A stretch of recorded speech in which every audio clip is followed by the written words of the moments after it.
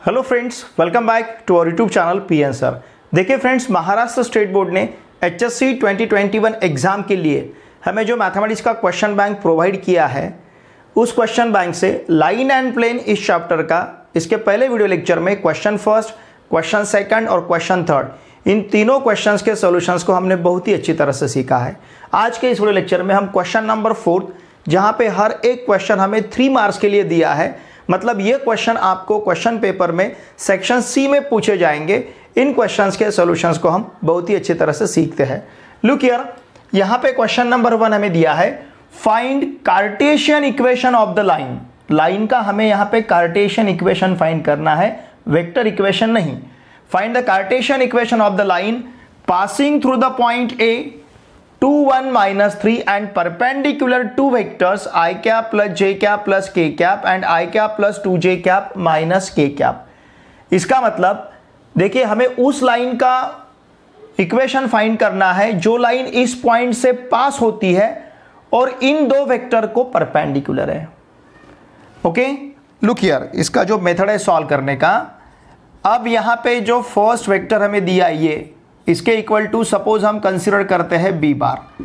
Late B bar equals to I cap plus J cap plus K cap, और इसके equal to consider करते हैं हम सी bar. ये रहेगा I cap plus 2j cap minus K cap.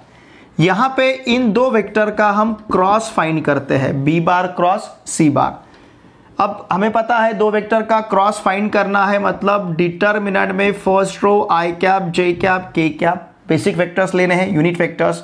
Second row इस first vector के coefficients, आई cap का कोएफिशिएंट 1, जे कैप का 1, के कैप का 1। थर्ड रो सी बार के कंपोनेंट्स, मतलब सेकंड वेक्टर के कंपोनेंट्स, ये रहेंगे 1 2 -1। इसे अब हमें सॉल्व करना है, एक्सपांड करना है। इन दोनों के प्रोडक्ट से इन दोनों का प्रोडक्ट अगर माइनस करते हैं, इट विल बी -1 -2 और साथ में रहेगा आई कैप माइनस। ये एलिमेंट लेते समय हमें साइन चेंज करना है, यहाँ पे माइनस लेना है। इन दोनों के प्रोडक्ट से इन दोनों का प्रोडक्ट माइनस करना है। हम क्या करते हैं, देखिए, इसके रो और कॉलम से एलिमेंट हमने स्किप किए, इन दोनों के प्रोडक्ट से इन दोनों का प्रोडक्ट माइनस किया है। नाउ प्लस इन दोनों का प्रोडक्ट 2, इन दोनों का product 1, 2 - 1 into K cap. Now this is equals to -3 I cap minus minus plus 2j cap, -1 -1 -2 minus +2, और फिर यहां पे रहेगा plus k cap. Okay, this is B bar cross C bar. Now look here, B bar cross C bar किस प्रकार का vector रहता है? B bar cross C bar is a vector perpendicular to B bar and C बार। हमें पता है जब हम दो वेक्टर का क्रॉस फाइंड करते हैं तो आने वाला जो वेक्टर रहता है, that vector is perpendicular to that both vectors, मतलब B bar and C bar. तो B bar cross C bar, this vector perpendicular to B bar and C bar. Okay, line भी इन दो वेक्टर को perpendicular है और B bar cross C बार इन दोनों को परपेंडिकुलर है, मतलब लाइन इनको परपेंडिकुलर है, बी बार क्रॉस सी बार इनको परपेंडिकुलर है। इसका मतलब क्या, लाइन और ये वेक्टर पैरेलल हो गए। समझ रहे ना आप? ये दो वेक्टर्स है, इन्हें लाइन परपेंडिकुलर है, इन वेक्टर्स को लाइन परपेंडिकुलर है, मतलब सपोज ये वेक्टर्स इस लाइन पे प्रेजेंट है। ओके, तो इन्हें परपेंडिकुलर जो लाइन है वो लाइन इस प्रकार की रहेगी। अब बी बार क्रॉस सी बार भी इन्हें परपेंडिकुलर है, इन वेक्टर को, मतलब वो इस प्रकार का वेक्टर रहेगा। तो ये दोनों line they will parallel. B bar, ये बी बार क्रॉस सी बार है, सपोज ये बी बार क्रॉस सी बार इस लाइन पे प्रेजेंट है, और ये लाइन है जो लाइन का इक्वेशन हमें फाइंड करना है। तो ये दोनों, ये परपेंडिकुलर है, ये इसे परपेंडिकुलर, इसका मतलब ये दोनों पैरेलल हो गए। इसका मतलब required line is parallel to this. Okay, required line जो है, रिक्वायर्ड लाइन इसको पैरेलल है। इसका मतलब रिक्वायर्ड लाइन के DRS, देयरफॉर हम यहां पे क्या कह सकते हैं, DRS, या फिर ऐसा लिखेंगे, सिंस रिक्वायर्ड लाइन, मतलब जिस लाइन का हमें इक्वेशन फाइंड करना है, since required line is perpendicular, okay, is perpendicular to vectors, कौन कौन से, B bar and C bar, and also B bar cross C bar is perpendicular to किसे, two vectors B bar and C bar, two vectors B bar and C bar. Okay, देखिए required line B bar C bar को perpendicular है, B bar cross C bar, ये vector भी B bar और सी bar को perpendicular है। Therefore हम यहां पे कह सकते हैं DRS of required line are, उसके DRS क्या रहेंगे, -3,2,1। ओके, रिक्वायर्ड लाइन के DRS -3,2,1 है। अब रिक्वायर्ड लाइन कौन से पॉइंट से पास हो रही है, A2, -1,3। देयरफॉर हम क्या कहेंगे, equation of required line passing through, किससे पास हो रही है, passing through which point, A। Point A क्या है, 2,1, -3। और सपोज इसे हम कंसीडर करते हैं x1, y1, z1 and DRS and having DRS। देखिए DRS हमारे पास क्या है, DRS है, ये DRS हमने लिखे -3,2,1, इन्हें कंसीडर करते हैं A, B, C is, equation रहेगा x - x1 upon A equals to y - y1 upon B equals to z - z1 upon C। तो इसका मतलब x - 2 अपॉन -3, ओके, फिर y - 1 upon 2 equal to z + 3, ठीक है ना, z + 3, माइनस प्लस होगा, z + 3 upon 1। तो इस प्रकार से इक्वेशन रहेगा x - 2 अपॉन -3, y - 1 अपॉन 2 और z + 1 upon 3। It is required equation. Now look here, question number 2 जो है, क्वेश्चन नंबर 2 में find the vector equation of the line passing through the point having position vector -i - j + 2k and parallel to the line r bar equals to I plus 2j plus 3k plus mu into 3i plus 2j plus k where mu is a parameter। अब हमें उस line का vector equation find करना है जो line जिस point से पास होती है उस पॉइंट का पोजीशन वेक्टर दिया है और साथ में वो लाइन इस लाइन को पैरेलल है। हमें पता है लाइन का इक्वेशन अगर इस प्रकार का है तो इसमें ये जो वेक्टर रहता है इस वेक्टर को ये लाइन पैरेलल रहती है। मतलब ये जो लाइन है जिस लाइन का ये हमें इक्वेशन दिया है ये लाइन किस वेक्टर को पैरेलल है, 3i plus 2j plus k को।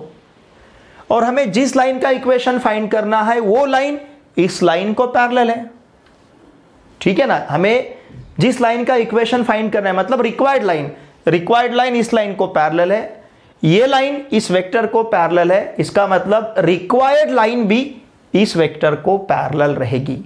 अगर रिक्वायर्ड लाइन इस वेक्टर को पैरेलल है, इस पॉइंट से पास होती है, मतलब सपोज इसे हमने a बार कंसीडर किया, इसे सपोज हमने b बार कंसीडर किया, तो line passing through the vector a bar and parallel to b bar, तो लाइन का इक्वेशन रहता है देखिए r bar equals to a bar plus lambda b bar. ये हमें पता है लाइन का इक्वेशन क्या रहेगा, r bar equals to a bar plus lambda b bar. Line passing through the point उस position vector is a bar and parallel to the vector b bar. Simply हमें ये इक्वेशन कंसीडर करना है, ये इस equation में a bar का मतलब ये वैल्यू सब्स्टिट्यूट करना है और b बार का मतलब ये वैल्यू सब्स्टिट्यूट करना है। इतना सिंपल इसका सॉल्यूशन है, ठीक है। तो चलिए अब हम कंसीडर करते हैं, ध्यान दीजिए, लेट ये जो हमें वेक्टर दिया है इसे हम a बार कंसीडर करेंगे -i minus j plus 2k। Okay, now here the line, the given line, अब देखिए हमें लाइन क्या दी है, R bar equals to I cap plus 2j cap plus 3k cap plus mu into 3i cap plus 2j cap plus k cap. ठीक है, चलिए इसे हम फर्स्ट कहेंगे। Since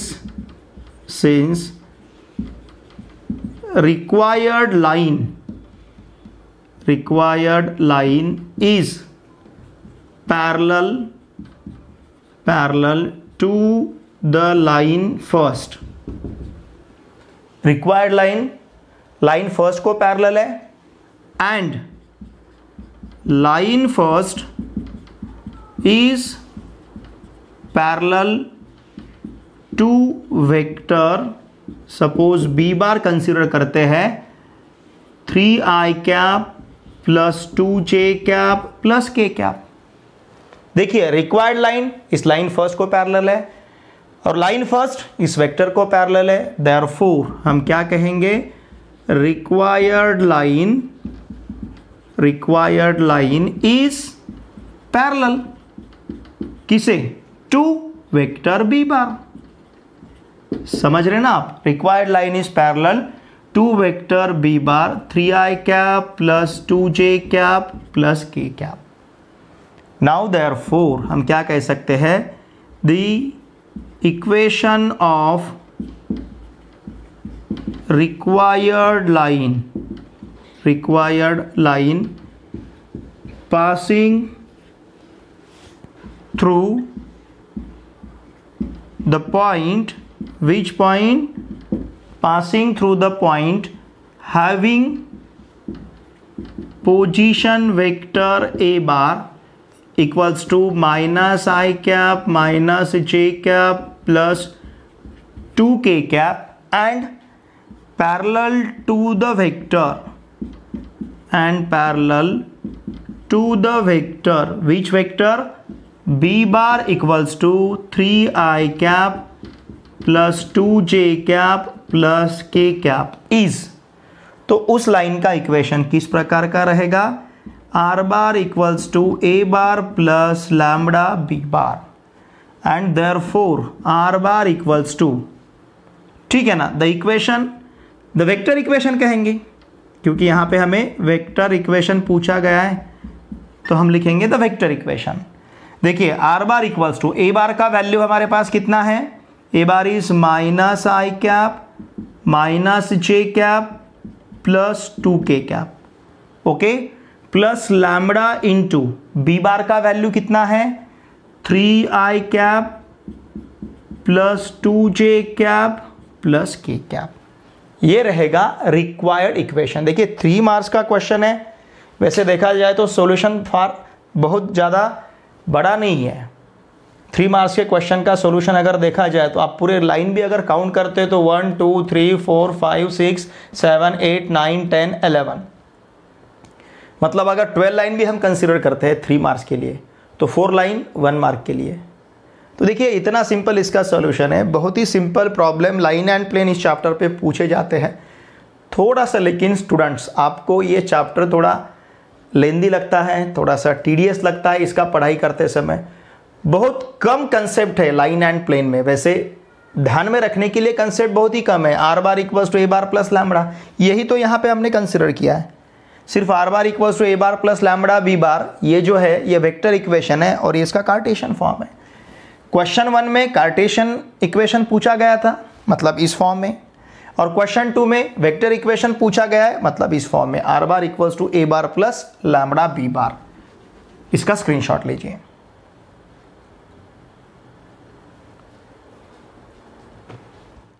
Question number 3 is find the Cartesian equation of the line passing through -1, -1, 2 and parallel to the line 2x minus 2 equals to 3y plus 1 equals to 6z minus 2।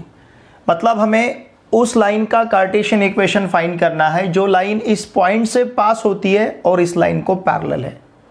तो देखिए इस line के DRS और required line के DRS same रहेंगे, मतलब इससे हम रिक्वायर्ड लाइन के DRS फाइंड कर सकते हैं। तो सबसे पहले हमें इस पॉइंट के DRS फाइंड करने पड़ेंगे। तो देखिए इस लाइन को हम कंसिडर करते हैं गिवन लाइन इज, अब लाइन का इक्वेशन हमारे पास है 2x - 2 = 3y + 1 = 6z - 2। इसको सिमेट्रिक फॉर्म में लिखना है लाइन के इक्वेशन के, तो इसलिए हम यहाँ से 2 कॉमन लेते हैं, x - 1 रहेगा, यहाँ से 3 बाहर लेते हैं, y + 1/3 रहेगा, यहाँ से 6 बाहर लेते हैं तो z - 2/6 रहेगा। अब इसे लिखते हैं हम x - 1/1/2। ओके, एक ही प्रकार है। फिर इसे लिखते हैं हम y + 1/3/1/3। ये 1/2 ऊपर आए बाद 2 से मल्टीप्लाई होगा, 1/3 ऊपर आए बाद 3 से मल्टीप्लाई होगा। उसी प्रकार से यहाँ पे z - 1/3 अपॉन रहेगा 1/6। Now therefore the DRS of given line are, ये DRS देखिए क्या रहेंगे 1/2, 1/3, 1/6। दैट इज, इसे अगर हम 6 से मल्टीप्लाई करते हैं तो इट विल बी 1/2 को अगर 6 से मल्टीप्लाई किया तो 3, 1/3 को 6 से मल्टीप्लाई किया तो 2, 1/6 को 6 से मल्टीप्लाई किया तो 1। इस प्रकार से रहेगा, ठीक है। 1/2, 1/3, 1/6 मतलब 3 to 1। सिंस गिवन लाइन या फिर सिंस रिक्वायर्ड लाइन, ऐसा भी कह सकते हैं। सिंस रिक्वायर्ड लाइन, रिक्वायर्ड मतलब जिसका इक्वेशन हमें फाइंड करना है, required line is parallel to given line. जिस लाइन का इक्वेशन फाइंड करना है वो लाइन इस लाइन को पैरेलल है, देयरफॉर हम क्या कहेंगे, DRS of given required line, DRS of required line R, इसके DRS क्या रहेंगे फिर 3, 2, 1, इसे कहेंगे हम ABC। Okay, also required line is passing through point, which point, ये पॉइंट दिया है हमें -1, -1, 2। चलिए इसे हम कहते हैं x1, y1, z1। therefore Cartesian equation of given required line, जिसका हमें इक्वेशन फाइंड करना है, Cartesian equation of required line is, required line का कार्टेशियन इक्वेशन रहेगा x - x1 upon a equals to y - y1 upon b equals to z - z1 upon c। That is x - x1 मतलब -1 तो +1 upon a का value 3, x + 1 upon 3 equals to y - y1 मतलब y + 1, y + 1 upon 2 equals to z - 2 upon 1। Okay, x + 1 upon 3 equals to y + 1 upon 2 equals to z - 2 upon 1। ये रहेगा required line का equation. देखिए required line का equation find करने के लिए हमें DRS पता होना ज़रूरी थे, तो हमने DRS गिवन लाइन से फाइंड किए, because required line is parallel to given line, तो दोनों के DRS सेम रहेंगे। और जिस पॉइंट से लाइन पास होती है वो पॉइंट भी हमें दिया था, तो हमें ये इक्वेशन यूज़ करना था, तो इसके लिए हमने ABC का वैल्यू फाइंड किया। x1, y1, z1 ऑलरेडी हमें प्रॉब्लम में दे दिए थे, ठीक है। अब क्वेश्चन नंबर 4 में देखिए हमें प्लेन का इक्वेशन फाइंड करना है, वो भी Cartesian. Find the Cartesian equation of the plane passing through A 7, 8, 6 and parallel to XY plane. देखिए यहाँ पे हमने ये इक्वेशन यूज़ किया था लाइन का कार्टेशियन इक्वेशन फाइंड करने के लिए, तो हमें ABC फाइंड करना ज़रूरी था। उसी प्रकार से मतलब ये हमारे दिमाग में पहले से था कि हमें ये इक्वेशन यूज़ करना है, इसके लिए ABC चाहिए। उसी प्रकार से यहाँ पे प्लेन का इक्वेशन फाइंड करने के लिए हम इक्वेशन यूज़ करेंगे A × x - x1 + b × y - y1 + c into Z minus Z1 equal to 0। ठीक है ना, ये हमारा प्लेन का इक्वेशन रहेगा। तो इसके लिए हमें x1 y1 z1 पता होना ज़रूरी है। तो x1 y1 z1 मतलब जिस पॉइंट से प्लेन पास होता है, तो यहाँ पे 7 8 6 है। जिस पॉइंट से प्लेन पास होता है that point is x1 y1 z1, और वो पॉइंट यहाँ पे हमें a 7 8 6 दिया है, मतलब x1 y1 z1 के वैल्यू हमें पता है। अब रहा सवाल ABC का। Okay, ABC these are the DRS of normal. ये जो प्लेन है, देखिए ये सपोज ये बोर्ड प्लेन है, इसे ये लाइन जो परपेंडिकुलर रहेगा इसे हम नॉर्मल कहते हैं। इस प्लेन को जो लाइन परपेंडिकुलर रहता है उसे कहते हैं नॉर्मल। तो इस नॉर्मल के, ये आपको जो मार्कर दिख रहा है, ये मार्कर मतलब इस प्लेन के लिए परपेंडिकुलर लाइन मतलब नॉर्मल। तो ये मार्कर नॉर्मल हुआ। तो इस नॉर्मल के DRS रहते हैं ABC। मतलब हमें जिस पॉइंट से प्लेन पास होता है वो पॉइंट पता होना जरूरी है, वो तो प्रॉब्लम में ही दिया है। अब उस प्लेन को जो लाइन नॉर्मल है उस नॉर्मल के DRS पता होना जरूरी है, ABC के वैल्यू। अब ये ABC के वैल्यू हम कैसे फाइंड करेंगे? जैसे लाइन के इक्वेशन में हमने क्या किया था, हमें एक लाइन का इक्वेशन दिया था जिसे रिक्वायर्ड लाइन पैरेलल है, तो उसे यूज करके हमने DRS फाइंड किए थे। अब यहाँ पे DRS फाइंड करने के लिए आपको ये कंडीशन यूज करना जरूरी है, parallel to XY plane.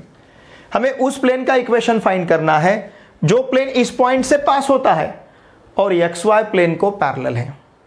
Okay, look here, XY plane को पैरेलल है। सपोज हमने इसे x कंसिडर किया, ये y और ये z, या फिर मैं इसे x लेता हूँ, मतलब समझने के लिए आपको इजी जाएगा, और इसे z कंसिडर करता हूँ। अब इस XY प्लेन को, ये z मतलब इस प्रकार का एक्सिस है। ओके, ये z XY को परपेंडिकुलर रहेगा। अब प्लेन अगर XY, देखिए प्लेन अगर XY प्लेन को पैरेलल है, रिक्वायर्ड प्लेन अगर XY प्लेन को पैरेलल है, तो ये प्लेन इस प्रकार, ये XY प्लेन है तो ये प्लेन इस प्रकार का रहेगा। मतलब ये प्लेन इस z एक्सिस को परपेंडिकुलर रहेगा। ओके, रिक्वायर्ड प्लेन जो है, रिक्वायर्ड प्लेन XY प्लेन को पैरेलल है और XY प्लेन को z एक्सिस परपेंडिकुलर है। देखिए XY प्लेन को z एक्सिस परपेंडिकुलर है, मतलब z एक्सिस नॉर्मल हुआ XY प्लेन के लिए। ओके, अब XY प्लेन को कौन पैरेलल है? Required plane. अगर XY प्लेन को रिक्वायर्ड प्लेन पैरेलल है, XY प्लेन को z एक्सिस परपेंडिकुलर है, तो रिक्वायर्ड प्लेन को भी z एक्सिस परपेंडिकुलर रहेगा। और जो लाइन परपेंडिकुलर रहती है उसे हम नॉर्मल कहते हैं। इसका मतलब इस प्लेन के लिए, रिक्वायर्ड प्लेन के लिए नॉर्मल कौन है? z axis. और z एक्सिस के DRS क्या रहते हैं? 0 0 1, 0 0 1। पता है हमें z एक्सिस के DRS हम किस प्रकार से फाइंड करेंगे? देखिए z एक्सिस ने x एक्सिस के साथ, y एक्सिस के साथ और z एक्सिस के साथ जो एंगल तैयार किया रहेगा उसे कहते हैं हम डायरेक्शन एंगल्स। तो वो रहेगा z एक्सिस ने x के साथ 90 डिग्री, y के साथ 90 डिग्री और खुद के साथ 0 डिग्री का एंगल तैयार किया है। इस डायरेक्शन एंगल के कॉस रेशो मतलब डायरेक्शन कोसाइंस। ओके, वो डायरेक्शन कोसाइंस क्या रहेंगे? देखिए डायरेक्शन कोसाइंस रहेंगे cos ऑफ 90, cos ऑफ 90 और cos of 0। cos of 90 0, cos of 90 0, cos of 0 is 1। तो 0 0 1 ये तो DCS हो गए, और उसी प्रकार से हमें वहाँ के DRS फाइंड करते आएंगे। तो इसका मतलब z एक्सिस के DRS 0 0 1 है, मतलब z एक्सिस नॉर्मल है XY प्लेन के लिए और XY प्लेन को रिक्वायर्ड प्लेन पैरेलल है, तो z एक्सिस रिक्वायर्ड प्लेन के लिए भी नॉर्मल रहेगा। तो यहाँ पे ABC के वैल्यू 0 0 1 सब्स्टिट्यूट करते आएंगे और इस प्रकार से हम प्लेन का, रिक्वायर्ड प्लेन का इक्वेशन फाइंड करेंगे। समझ रहे ना आप? तो रिक्वायर्ड प्लेन का इक्वेशन फाइंड करने का हमारा ये मेथड रहेगा। तो चलिए हम कंसीडर करते हैं क्या, लेट यहाँ पे जो पॉइंट दिया है हमें,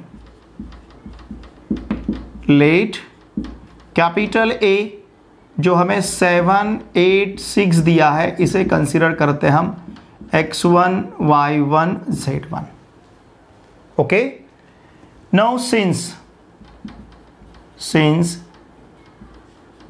required plane is या फिर ऐसा लिखता हूँ, required plane parallel to X Y plane, okay, and X Y plane perpendicular to Z axis, okay. Therefore हम क्या कहेंगे, required plane is also perpendicular to Z axis and therefore z axis is normal to xy plane या फिर required plane, z axis is normal to required plane। समझ रहे ना आपको, normal मतलब जो लाइन प्लेन को परपेंडिकुलर रहते हैं उसे हम नॉर्मल कहेंगे। Now DRS of z axis are 0,0,1, इसे कहते हैं हम ABC। देयरफॉर हम क्या कहेंगे, DRS of normal that is Z axis to required plane are 0,0,1, जिसे हमने क्या कहा है, ABC, ठीक है ना, 0,0,1। Now therefore Cartesian equation of required plane का कार्टेशियन इक्वेशन, देखिए जिस प्रकार से मैंने आपको लिख के दिया है इस प्रकार का सॉल्यूशन आपको कहीं पे भी लिख के नहीं मिलेगा। बहुत ही सिंपल वे मैंने आपको लिख के दिया, required plane X Y plane को parallel, X Y plane Z axis को परपेंडिकुलर, तो रिक्वायर्ड प्लेन जेड एक्सिस को परपेंडिकुलर, फिर Z axis is normal to required plane, और जेड एक्सिस के DRS 0,0,1, तो DRS ऑफ नॉर्मल इसका मतलब Z axis to required plane are 0,0,1, जिसे हमने ABC कहा है। Now Cartesian equation of required plane is क्या रहेगा, A into x minus x1 plus B into y minus y1 plus C into z minus z1 equal to 0, मतलब 0 into x minus 7 plus 0 into y minus 8 plus 1 into z minus 6 equal to 0, okay. And therefore 0 into x minus 7 0, 0 into y minus 8 0, 1 into z minus 6, z minus 6 equals to 0, therefore z equals to 6। It is required Cartesian equation of the plane. तो उस plane का Cartesian equation जो plane 7, 8, 6 इस point से पास होता है और X Y plane को पैरेलल है, उस प्लेन का कार्टेशियन इक्वेशन रहेगा z इक्वल्स टू 6। इसका स्क्रीनशॉट लीजिए। From the origin to the plane 2x plus 6y minus 3z equals to 63। देखिए सपोज ये प्लेन है, इस प्लेन को परपेंडिकुलर ड्रॉ किया गया है ओरिजिन से, तो यहाँ पे जैसे ये बोर्ड प्लेन है, यहाँ पे ऐसा परपेंडिकुलर हमने ड्रॉ किया है, ठीक है। तो ये प्लेन और ये मार्कर, इनका जो पॉइंट ऑफ इंटरसेक्शन है, मतलब ये इस फुट के हमें कोऑर्डिनेट्स फाइंड करने हैं। इस पॉइंट ऑफ इंटरसेक्शन को हम कहेंगे फुट, तो उस फुट के ये जो पॉइंट ऑफ इंटरसेक्शन है, इस फुट के हमें यहाँ पे कोऑर्डिनेट्स फाइंड करने हैं, ओके। देखिए इसे पहले हम प्लेन के इक्वेशन को कंसिडर करते हैं। Given equation of plane is, plane का इक्वेशन है 2x plus 6y minus 3z equals to 63, okay.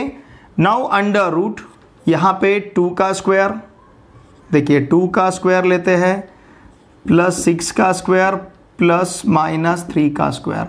Now it will be 4 plus 36 plus 9 equals to under root 49 equals to 7।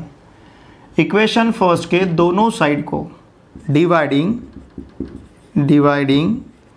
Both sides of equation first, both sides of equation first by 7। अगर 7 से divide किया तो ये रहेगा 2/7x plus 6/7y minus 3/7z equals to 63/7, मतलब कितना रहेगा 9। Now it is of form किस फॉर्म का है ये, Lx plus My plus Nz equals to P। Okay, where देखिए L का वैल्यू रहेगा 2/7, M का वैल्यू है 6/7, N का वैल्यू है -3/7 और P equals to 9। Okay, now therefore हमें क्या करना है, द कोऑर्डिनेट्स किसके, of foot of the perpendicular जो है उसके फुट के coordinate from origin to the plane first. ये जो फर्स्ट प्लेन है, प्लेन फर्स्ट आर, ये कोऑर्डिनेट्स रहते हैं देखिए LP, MP, NP। Now it is LP मतलब 2/7 into 9, it will be 18/7। L का वैल्यू 2/7 है, P का वैल्यू 9 है। फिर MP 6 into 9, it is 54/7। Okay, और फिर NP -3/7 इंटू 9, तो ये -27/7। तो 18/7, 54/7, -27/7, these are the coordinates of the foot of the perpendicular drawn from origin to the plane first। बहुत ही सिंपल इसका सोल्यूशन है। क्वेश्चन नंबर 6 में हमें वेक्टर इक्वेशन फाइंड करना है of a plane at a distance 6 units from origin and to which vector 2i cap - j cap plus 2k cap is normal. इसका भी बहुत सिंपल सॉल्यूशन है। देखिए यहाँ पे n बार इक्वल्स टू हम कंसिडर करते हैं 2i cap - j cap plus 2k cap. अगर n बार ये है तो मॉड ऑफ n बार क्या रहेगा, it will be √2 square 4 -1 square 1 2 square 4 √9 मतलब 3। Okay, mod of n bar का वैल्यू यहाँ पे 3 है and therefore n cap equals to क्या रहता है, n bar upon mod of n bar equals to 1/3 2i cap - j cap plus 2k cap. चाहे तो ठीक है, इसे हम एज इट इज रखेंगे ऐसे ही, या फिर आप 2/3 -1/3 और प्लस 2/3 ऐसा भी ले सकते हो। 2/3 i cap -1/3 j cap plus 2/3 k cap. हमें क्या फाइंड करना है, find the vector equation of a plane at a distance 6 units. Okay, यहाँ पे p का वैल्यू 6 है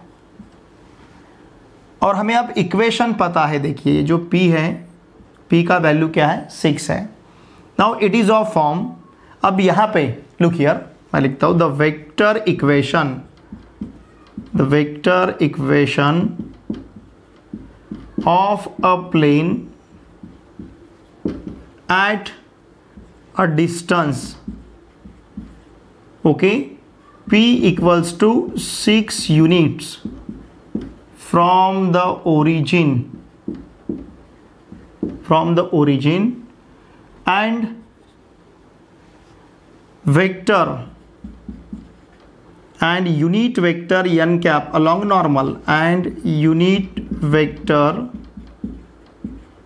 n cap along normal is, ये हम लेते हैं r bar dot n cap equals to p। इस प्रकार का प्लेन का इक्वेशन रहता है vector equation. The vector equation of plane at a distance p equals to 6 units from origin and unit vector n cap along its normal.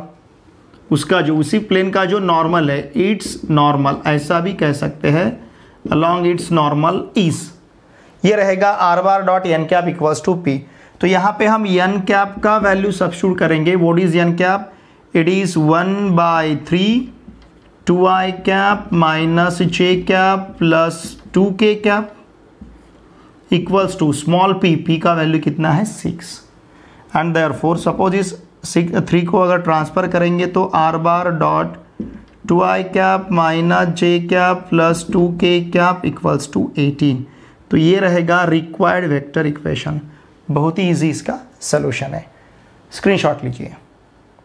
3 point से पास हो रहा है, कैपिटल A, कैपिटल B और capital C। ऐसे हमें यहाँ पे 3 पॉइंट्स दिए गए हैं। लुक हियर, इन पॉइंट्स को हम कंसिडर करते हैं। जैसे ए दिया है हमें 1 1 2, ये रहेगा सपोज x1 y1 z1। फिर इसके बाद हमें पॉइंट बी दिया है 0 2 3, इसे हम कंसिडर करते हैं x2 y2 z2। फिर पॉइंट सी है 4 5 6, इसे हम कंसिडर करते हैं x3 y3 z3। Okay, now equation of plane Cartesian है। The Cartesian equation of plane passing through कौन कौन से पॉइंट्स है? Points A B C is, ये प्लेन का इक्वेशन देखिए। डिटर्मिनेंट में फर्स्ट रो लेना है हमें x minus x1 y minus y1 z minus z1। Second row लेना है x2 माइनस x1, फिर y2 माइनस y1 और z2 minus z1। Third row हमें लेना है x3 माइनस x1, फिर y3 माइनस y1 और z3 minus z1। Now equal to 0। Okay, अब यहाँ पे देखिए हम वैल्यू सब्स्टिट्यूट करेंगे इन डिटर्मिनेंट। x माइनस x1 मतलब x माइनस 1, फिर y माइनस 1 और z माइनस 2, ये x1 y1 z1। अब है x2 y2 z2, तो 0 माइनस 1 2 माइनस 1 और 3 माइनस 2। सिर्फ ये x y z की जगह हमें क्या सब्स्टिट्यूट करना है? x2 y2 z2। फिर x3 y3 z3 हमारे पास क्या है? 4 5 6, 4 5 6, ये 4 माइनस 1, ये 5 माइनस 1, ये 6 minus 2। Now this is equals to 0। अब इस डिटर्मिनेंट को हमें सॉल्व करना है।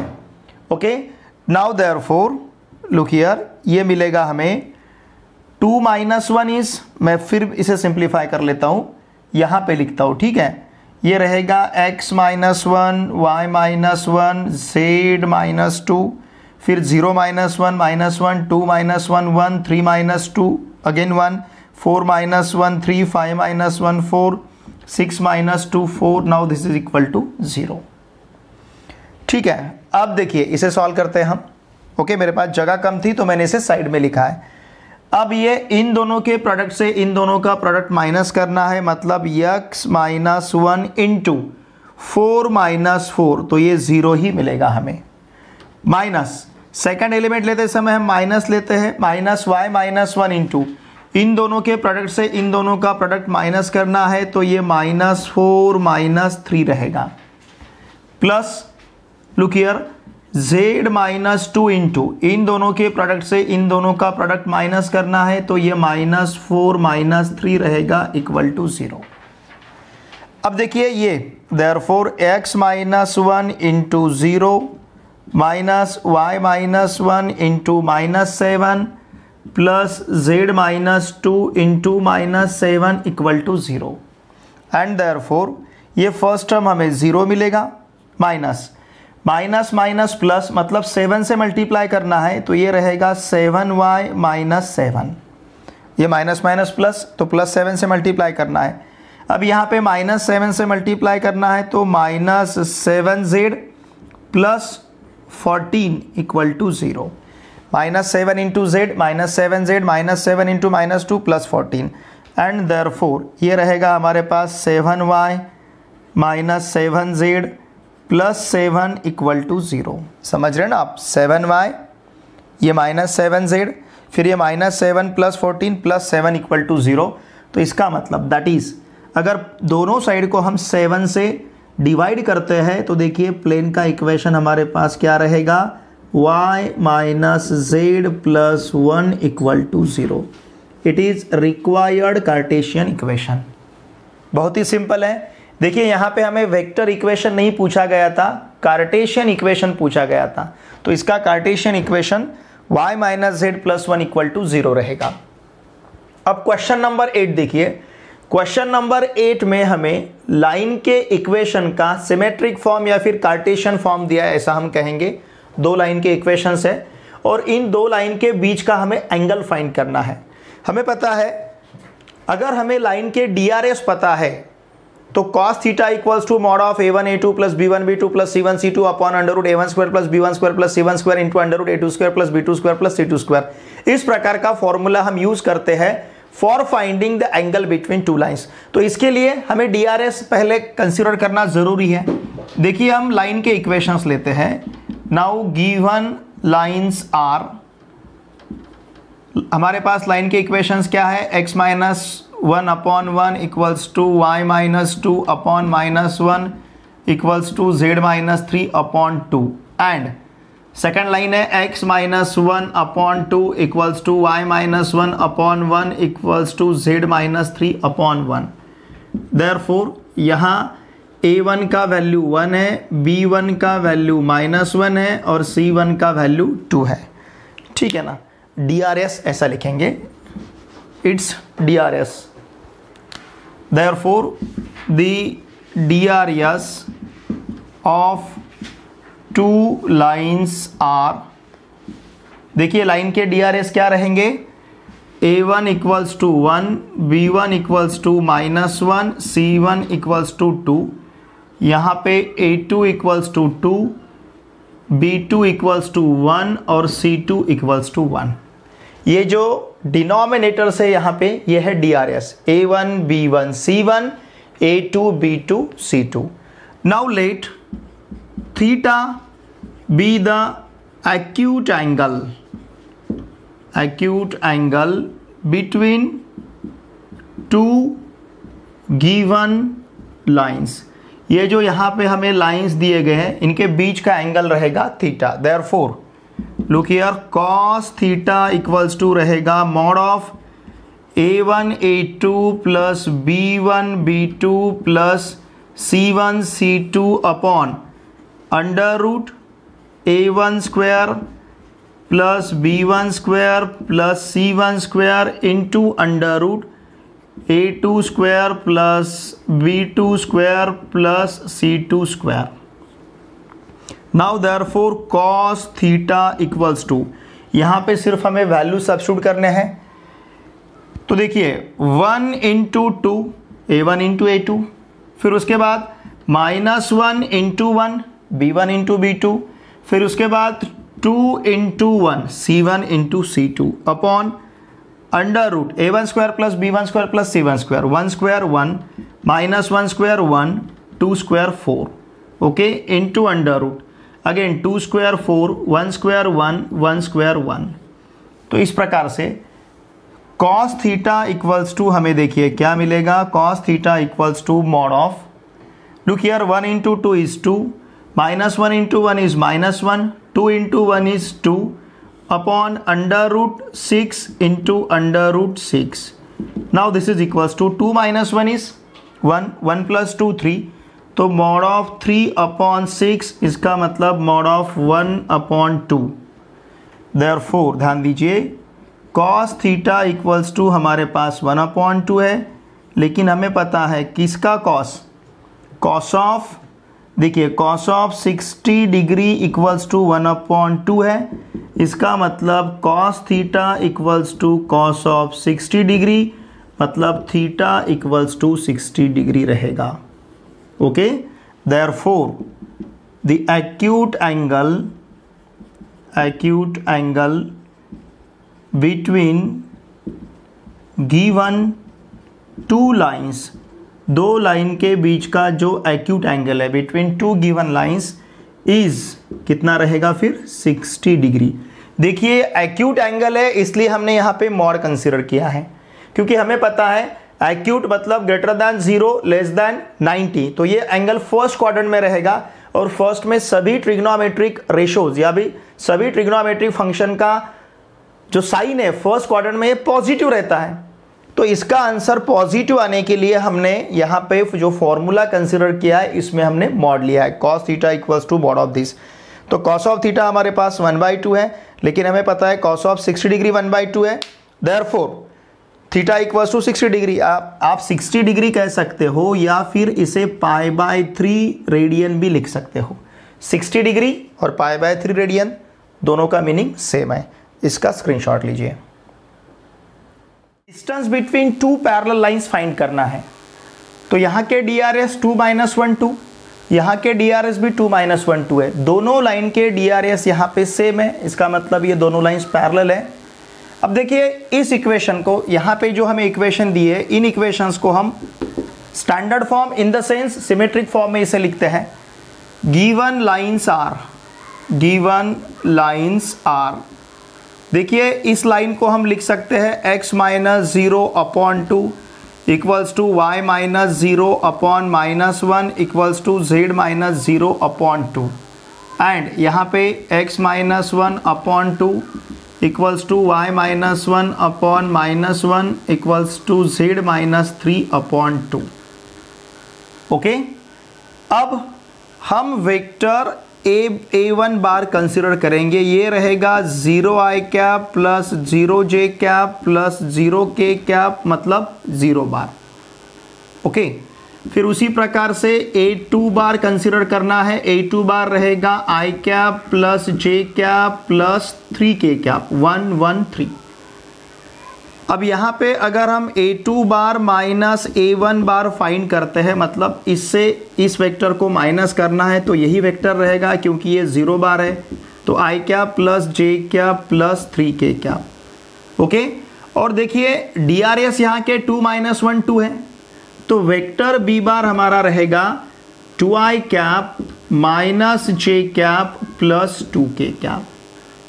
अगर ये वेक्टर b बार है तो mod of b bar equals to रहेगा अंडर रूट, ध्यान दीजिए 2 का स्क्वायर, मैं यहाँ पे इसे डायरेक्टली कंसिडर करता हूँ, 4 + 1 + 4 equals to under root 9 equals to 3।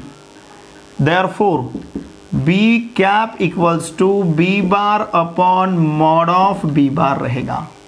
Okay, तो ये रहेगा 1/3, फिर यहाँ पे 2i cap minus j cap plus 2k cap, ये b cap. What is b cap then? 1/3 2i cap minus j cap plus 2k cap. या फिर आप हर एक का डिनोमिनेटर, मतलब इस b कैप को हम इस प्रकार से भी लिख सकते हैं, b cap equals to 2/3 i cap, फिर माइनस 1/3 j कैप, फिर प्लस 2/3 k कैप। ये है यहाँ का b cap. Now look here, अब हम a2 bar minus a1 bar cross b cap find करते हैं। दो वेक्टर का क्रॉस पता है हमें, डिटरमिनेंट फर्स्ट रो हमें लेना है i cap j cap k cap, फिर सेकंड रो लेना है हमें इस पहले वेक्टर के coefficients i cap j cap k cap में। तो इसके कोएफिशिएंट्स है 1 1 3, ठीक है ना। और फिर b कैप के कोएफिशिएंट्स, तो ये रहेगा 2/3 माइनस 1/3 2/3। तो इस प्रकार से अब हम यहाँ पे इसका क्रॉस फाइंड करेंगे, मतलब ये डिटर्मिनेंट को एक्सपांड करेंगे। इन दोनों के प्रोडक्ट से इन दोनों का प्रोडक्ट माइनस करना है, तो ये रहेगा 2/3 प्लस 3/3, 2/3 प्लस 3/3 और साथ में है i कैप, ठीक है। सेकंड एलिमेंट लेते समय हमें माइनस लेना है। इन दोनों का प्रोडक्ट 2/3, इन दोनों का प्रोडक्ट माइनस 6/3। देखिए इन दोनों का प्रोडक्ट 2/3, इन दोनों का प्रोडक्ट 6/3 और साथ में लेना है हमें j कैप, प्लस इन दोनों का प्रोडक्ट माइनस 1/3, इन दोनों का प्रोडक्ट माइनस 2/3 और साथ में लेना है हमें k cap. Okay, minus 1/3 minus 2/3 k cap. Now this is equals to, देखिए ये क्या मिलेगा फिर हमें, 2/3 plus 3/3, it will be 5/3 i cap. Okay, minus 2/3 minus 6/3 minus 4/3 minus minus plus 4/3 j cap, minus 1/3 minus 2/3 minus 3/3 minus 3/3 k cap. तो इस प्रकार से हमें a2 बार माइनस, देखिए क्या मिला है, ये a2 bar minus a1 bar cross b cap, इसका वैल्यू मिला है। अब देखिए इसका मॉड हम फाइंड करेंगे। फॉर्मूला हमें क्या करना है, distance between parallel lines. Therefore distance between two parallel lines, दो पैरेलल लाइन के बीच का डिस्टेंस हमें फाइंड करना है। Distance between two parallel line equal to, इसे हम डी कहते हैं, ओके। और ये फॉर्मूला रहता है mod of A2 bar minus A1 bar cross B cap. ये फॉर्मूला हमें पता है उसका मॉड, तो ये रहेगा अंडर रूट में। देखिए क्या मिलेगा, 5 बाय, मॉड लेना है मतलब इसका स्क्वायर प्लस इसका स्क्वायर प्लस इसका स्क्वायर, और उसका हमें स्क्वायर रूट लेना है। 5/3 का स्क्वायर ये रहेगा हमारे पास 25/9। 4/3 का स्क्वायर इट विल बी 16/9, और 3/3 का स्क्वायर 9/9। ये 3/3 को हमने 1 क्यों नहीं लिखा है यहाँ पे, क्योंकि सम लेते समय हमें इजी रहेगा। Now this is equals to under root. देखिए क्या मिलेगा फिर, 25 प्लस 16 या फिर 25 plus 9 it will B 34। 34 plus 16, तो ये हमारे पास रहेगा 34 प्लस 16 मतलब 50/9, ओके। इसको हम लिख सकते हैं फिर equals to under root, okay. ये 2 × 25/9 मतलब 5/3 अंडर रूट 2। डिस्टेंस है तो इसे यूनिट्स लिखना है, ठीक है ना। 5/3 अंडर रूट 2 यूनिट्स, ओके। देखिए इसका आंसर क्वेश्चन बैंक में लास्ट में हमें इसका आंसर √2 यूनिट्स दिया है, लेकिन इसका आंसर यही सही है। अब वहां पे √2 आंसर देने का कारण ऐसा है कि सेम प्रॉब्लम हमारे टेक्स्ट बुक में सॉल्व प्रॉब्लम है, लेकिन वहां पे इस 3 की जगह 1 दिया है, जैसे x-1 y-1 और z-1 है। लेकिन हमें यहाँ पे क्वेश्चन बैंक में यहाँ पे 1 ना देते हुए 3 दिया है। तो ये प्रॉब्लम अगर इस प्रकार से हम सॉल्व करेंगे, जैसा दिया है वैसा अगर सॉल्व करेंगे, तो इसका आंसर रहेगा 5/√2/3 यूनिट्स, ओके। अब क्वेश्चन नंबर 10 देखिए, find the equation of the plane passing through the point 7, 8, 6 and parallel to the plane r bar dot 6i cap plus 8j cap plus 7k cap equal to 0। देखिए यहाँ पे plane का equation find करने के लिए हम use करेंगे a into x minus x1 plus b into y minus y1 plus c into z minus z1 equal to 0। ये हमें यूज करना है। तो यहाँ a b c ये मतलब DRS रहेंगे नॉर्मल टू द प्लेन, जो प्लेन को नॉर्मल है उस नॉर्मल के DRS।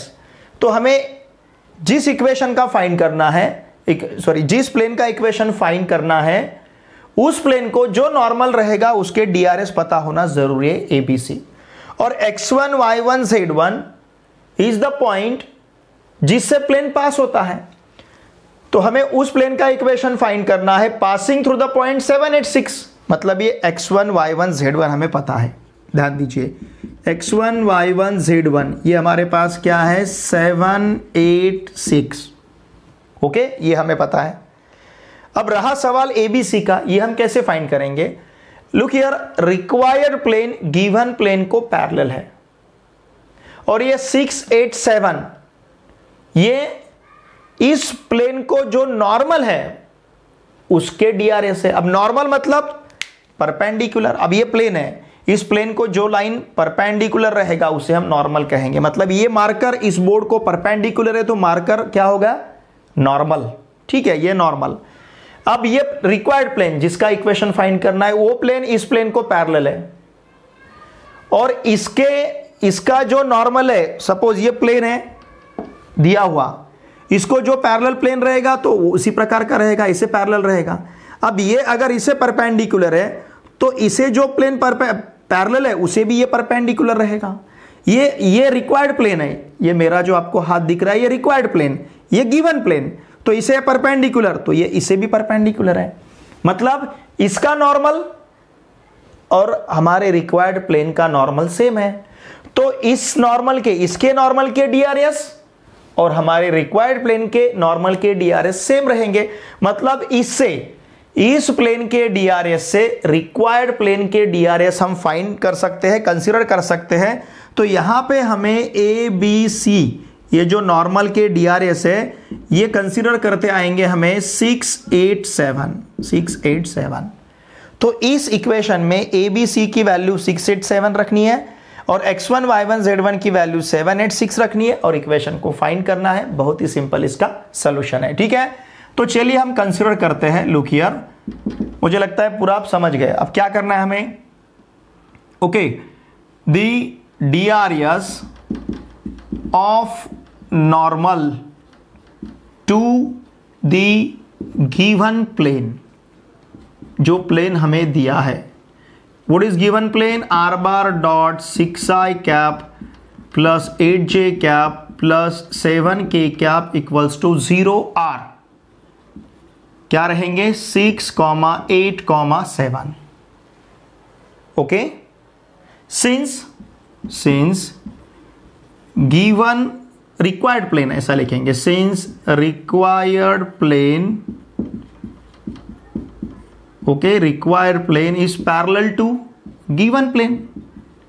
रिक्वायर्ड प्लेन मतलब जिस प्लेन का इक्वेशन हमें फाइंड करना है, ये किसे पैरेलल है? गिवन प्लेन को। Therefore DRS of required plane are, required plane के डीआरएस रहेंगे ए बी सी, मतलब 6, 8, 7। ओके, ये रिक्वायर्ड प्लेन के DRS.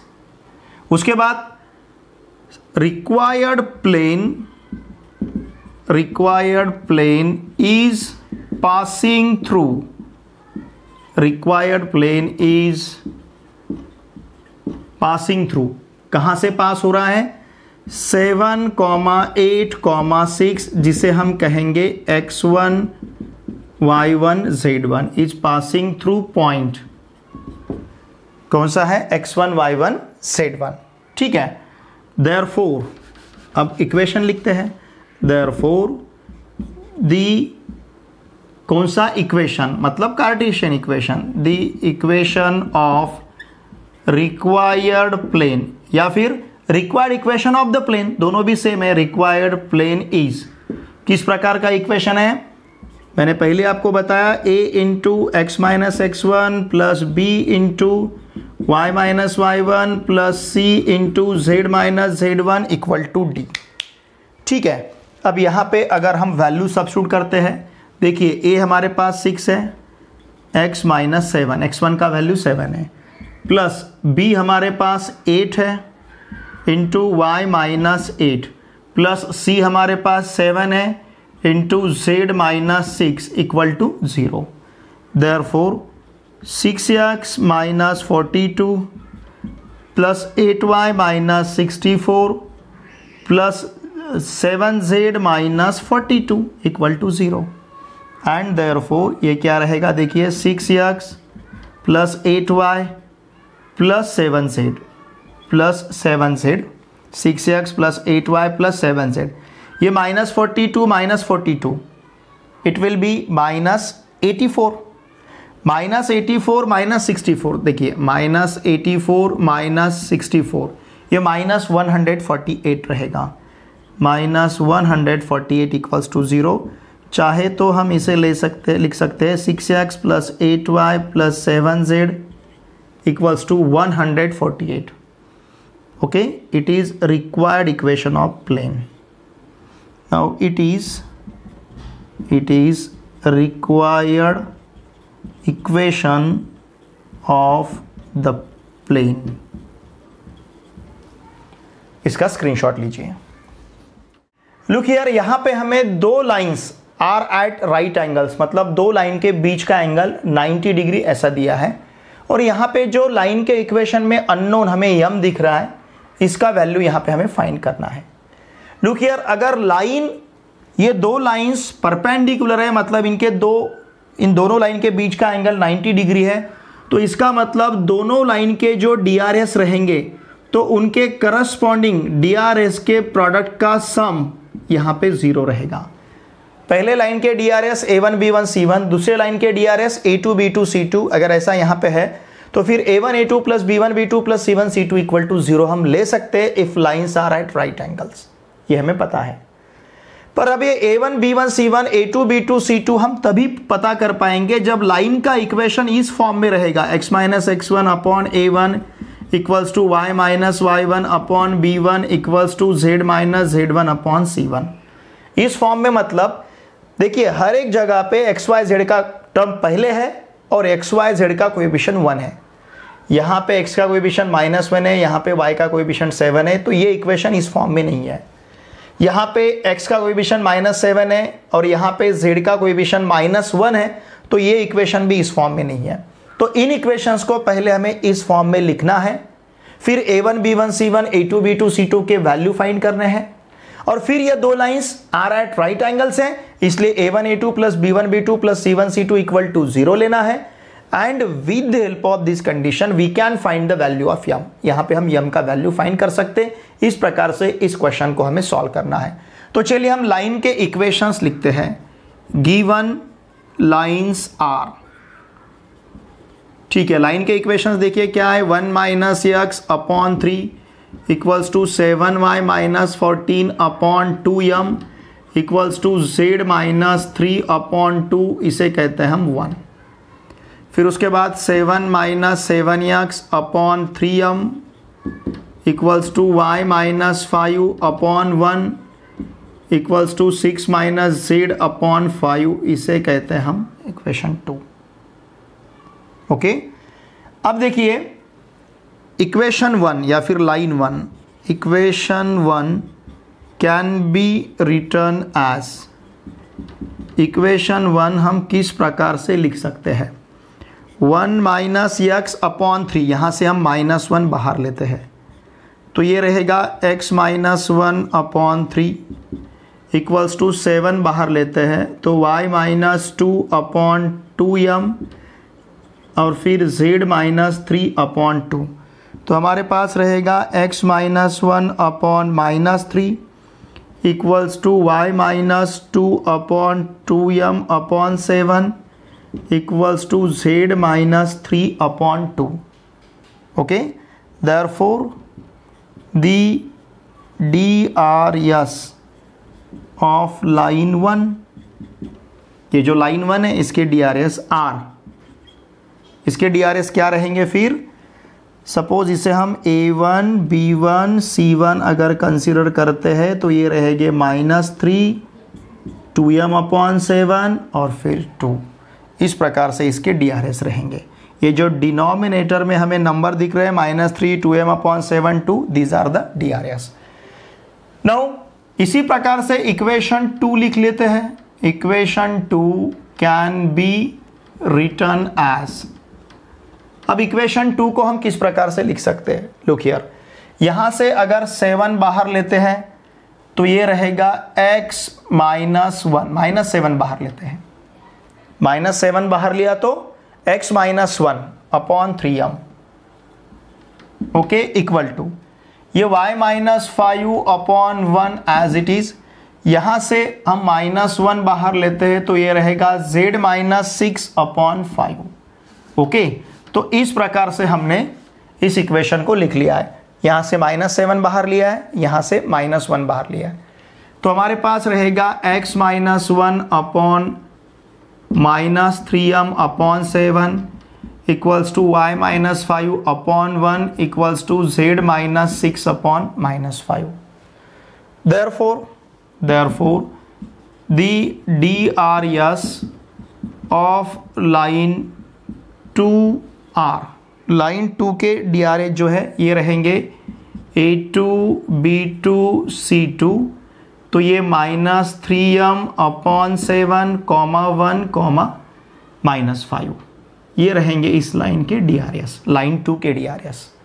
Okay, since look here, since line 1 and 2 are at right angles, ये हमें दिया है, ये line are at right angle से, इसका मतलब A1 A2 plus B1 B2 plus C1 C2 equal to 0 रहेगा। A1 A2 मतलब -3 into -3m upon 7, -3 into -3m upon 7 plus 2m upon 7 into 1, 2m upon 7 into 1 plus 2 into -5 equal to 0। Therefore, look here, 9m upon 7 -3 into -3m plus 9m, 9m upon 7 plus 2m upon 7 minus 10 equal to 0। ठीक है ना, -3 into -3m 9m, 2m into 1 2m और 2 into -5 -10। 9m plus 2m it will be 11m upon 7 equals to 10। ये -10 हमने उधर transfer किया, तो इसका मतलब 11m equals to 70 and therefore m equals to 70 upon 11। अगर lines are at right angles, अगर लाइंस राइट एंगल है मतलब लाइन के बीच का एंगल 90 डिग्री का है, तो यहाँ पे m का वैल्यू